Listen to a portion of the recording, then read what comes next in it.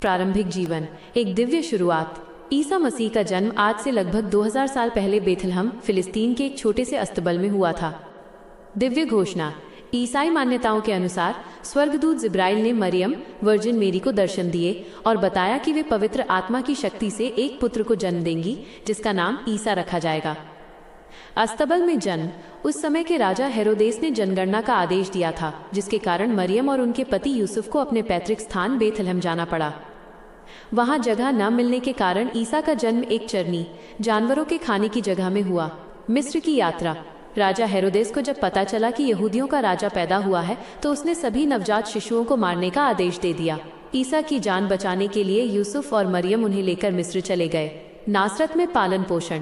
हेरोदेस की मृत्यु के बाद वे वापस लौट आए और नासरत में बस गए। ईसा ने अपने पिता यूसुफ के साथ बढ़ई कारपेंटर का काम सीखा। 2. सार्वजनिक सेवा और चमत्कार। 30 वर्ष की आयु में ईसा ने यूहन्ना, जॉन द बैप्टिस्ट से जॉर्डन नदी में बपतिस्मा लिया, जिसके बाद उनके सार्वजनिक जीवन की शुरुआत हुई। शिष्यों का चयन।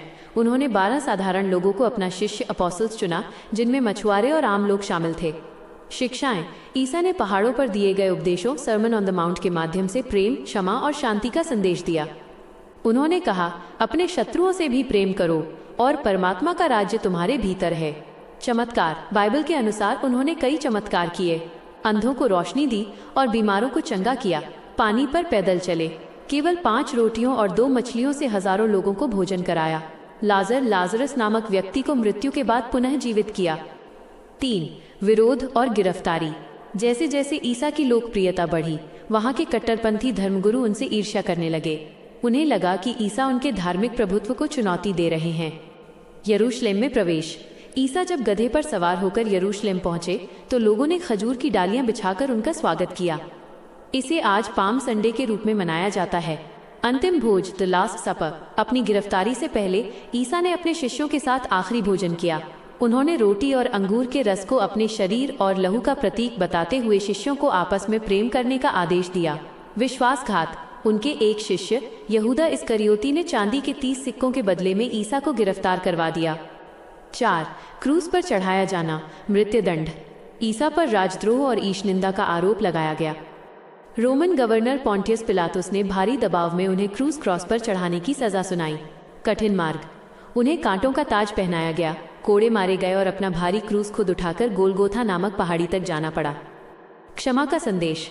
क्रूस पर लटके हुए भी ईसा ने अपने शत्रुओं को कोसने के बजाय ईश्वर से प्रार्थना की, हे पिता, इन्हें क्षमा कर, क्योंकि ये नहीं जानते कि ये क्या कर रहे हैं। बलिदान।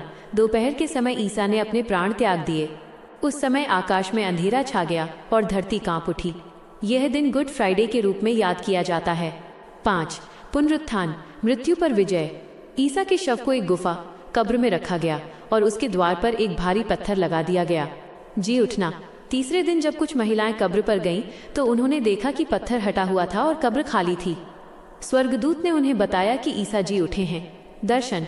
पुनर्जीवित होने के बाद ईसा ने अपने शिष्यों को दर्शन दिए और उन्हें दुनिया भर में प्रेम और सच्चाई का प्रचार करने का कार्य सौंपा।